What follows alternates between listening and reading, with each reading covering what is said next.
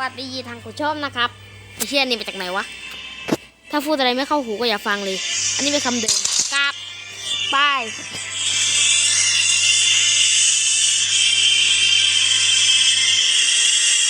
เสือยังไม่แน่ใจอยู่ดีผมจะพูดอะไรให้ฟังถ้าถึง20ปั๊บผมจะกลับถึง20กับพ่อ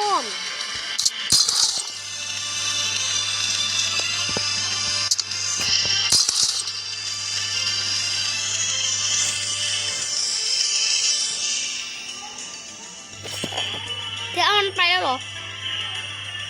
จะเอาแค่นี้เหรอไม่จะเอาแค่นี้จะเอาอีกวะ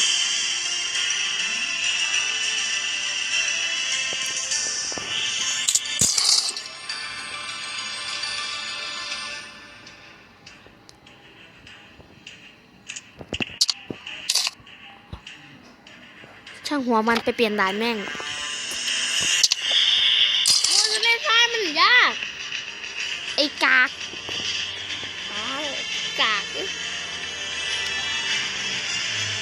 กำกันเลยเสือหน่อยกอบกันว่าบอกกากคนเดียวหรอกก็อีกนิดเดียว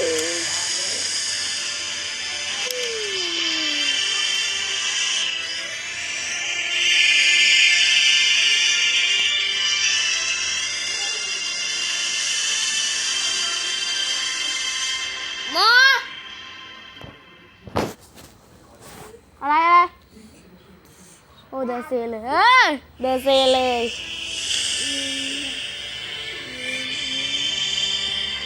โอ้ยมึงมันเอาหาเป็นตุ๊กตาโอ้โห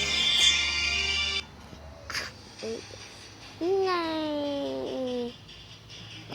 มึงอยากจะนอนไหมได้นอนด้วยก็ไปเอาอะไรมานอนอ่ะเนี่ยเขาจะเอาเป็นผ้าห่มหมาเป็นเตียงนอน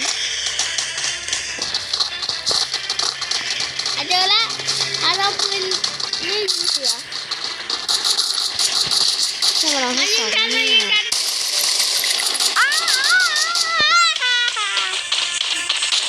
กูอยากกันหลังคนอื่นเขาดิไปกันหลังไอ้หาหนึ่งผมจะลองเล็งไปที่หัวนะคะว่าจะเดี๋ยวดู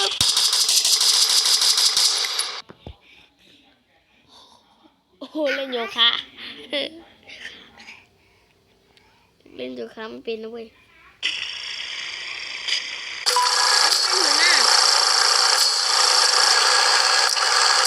จะได้เป็นหัวหน้า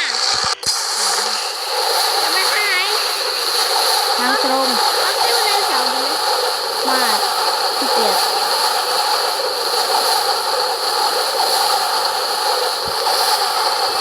ผมพูดถึงคำว่าผมกาด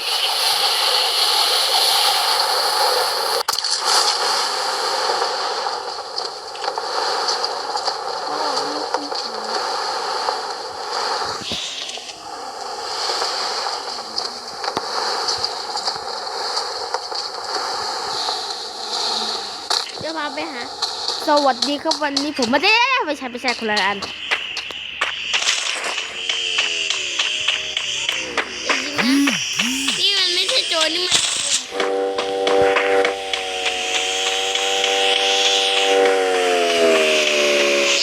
ยิงมันหายังขับรถอยู่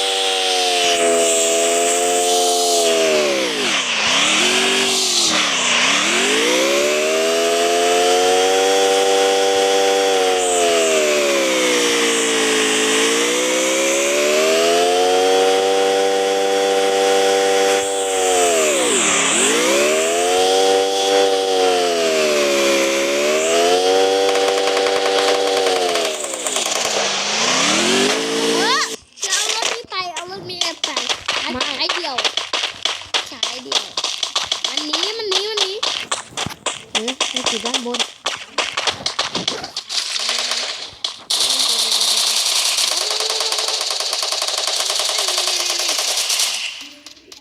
ตายแล้วจะฆ่า1 คนอาวุธโหด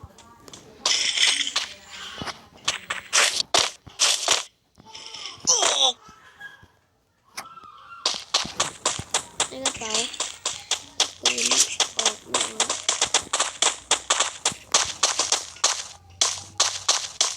เงินนี่มีที่ยิงป้อมเนี่ยแต่นี่มีที่ยิงด้วยเสือไผ่ยิง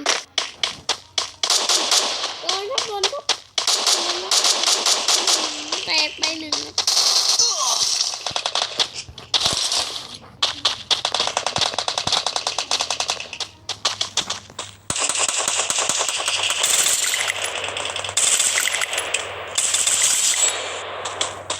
ยังไม่ไปโอ้อาวุธเจ๋งที่นี่มีแต่ของเยอะนั่นเลยเก็บมัดไป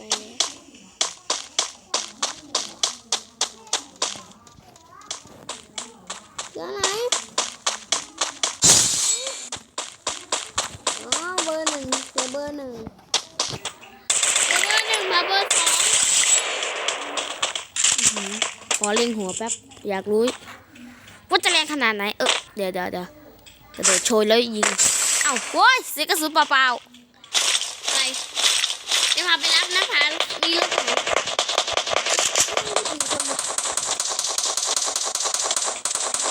อย่าไปใกล้มันอย่าไปใกล้มันโดนพูดไม่โดนน่ะดีแล้ว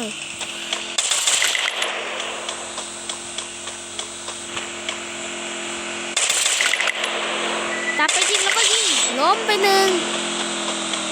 เร็วไปแล้วจะลองใช้ลูกซองยิงมันดูนะเนี่ยผู้สาจะยิงโอ้โหนะครับเอ้ามาเลย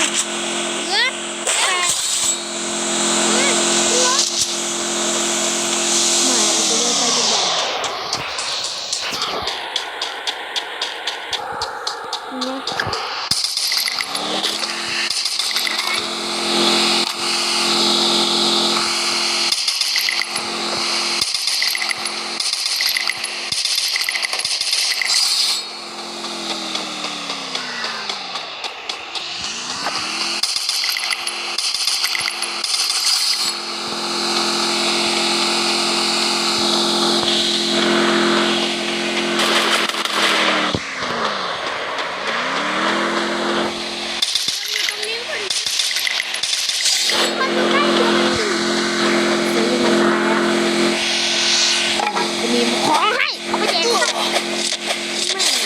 ยอะของดีมีประโยชน์นะเด็กๆรถคันใหม่สุดดีครับแต่นี่รถคันใหม่ไหม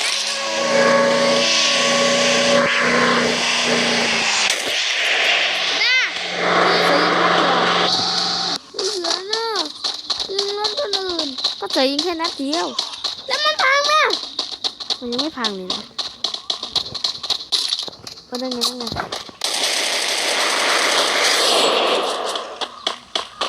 ไงน้องขอไอ้นั่นหน่อยนะจื้อขอหน่อยจื้อน้องแกนี่พังเลยที่จริงหาทิ้งรถคันเก่าไปไว้แล้วไม่ใช่เหรอก็มีไม่พังเลย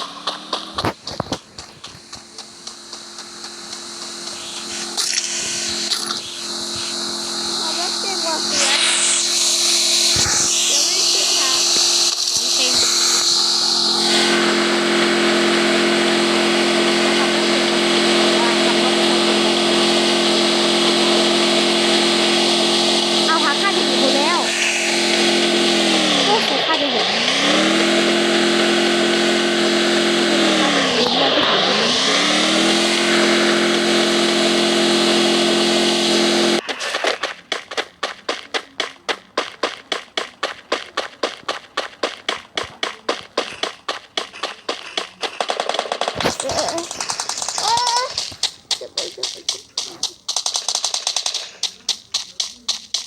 แป๊บ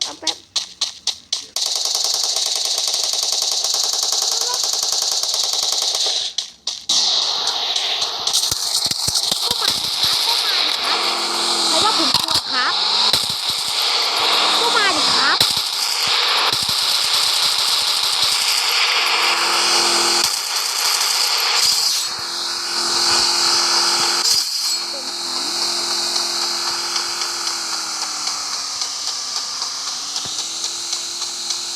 ก็คนมันกากอะครับชุดนี้ลืมเลยผมกากแล้วคนเดียว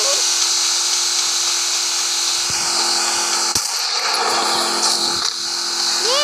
เอาฆ่าได้2 คนละผมฆ่าที่7 คนนะครับ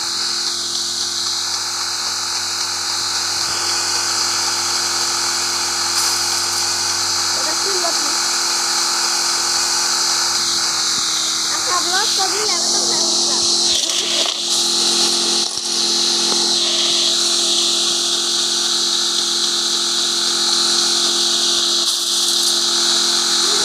ขับรถแรงแล้วยังหลุดไปได้ด้วยหลบภัยหลบภัยเสือมีอะไรจะให้เสือครับมีอะไรจะให้เสือจะมายืนข้างๆรถหน่อยได้ข้างรถที่ผาโจดไป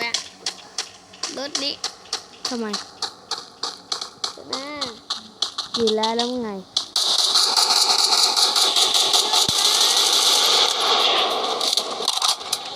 แอบาลิโตวิโตชาซันอย่าไปใกล้นะรถอย่าไปใกล้นะเสือโดนไฟไหม้นะก็สวัสดีด้วยนะครับ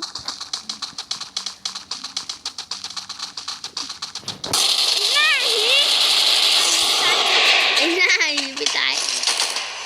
เก็บของอยู่โอ้ยน้องคนยิงเกิดไปไหนโอ้ยจะไปถ้าจะถูกคนยิงอะดีแล้วคือคนมันเป็นเซียนนะครับไม่ยอมให้ถูกยิงง่ายๆหรอกครับแทนที่จะยิงแบบแตกเขาก็วงแตกก็อยู่วงเด็กจะไปวงกลางเพราะว่าถ้าอยู่ตรงกลางมันจะดีอย่าถามเลยนะครับไป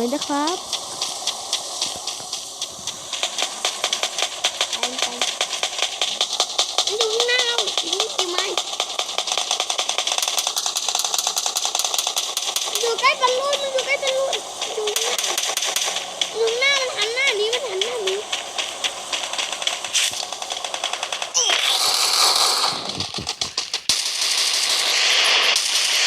เห็นไหม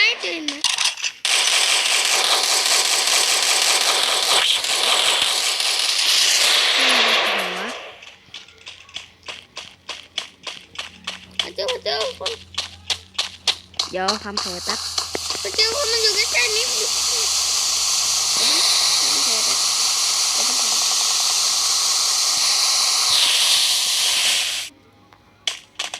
โอ๊ยตายไอเดือตายแล้วตายแล้วทำอะไรของพาตายแล้วเราหาเจอที่ที่มีหญ้าเยอะเราไปนอนชุ่มอยู่ตรงนั้นเถอะไม่ไอเสือมีอะไรบอกเสือไม่ยอมทำเสือลองทำวิธีนี้มันอยู่นอกวงดีแล้วเดี๋ยวมันจะได้ตายไว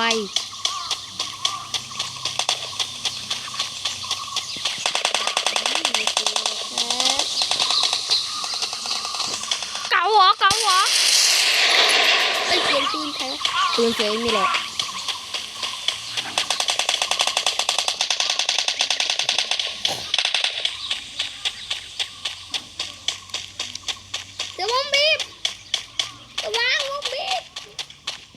การประทะกับวงบีนะครับว่าใครจะเร็วกว่ากันใช้สปีดแป๊บใช้สปีดก็ตายโอ้โหวงบีวิ่งมา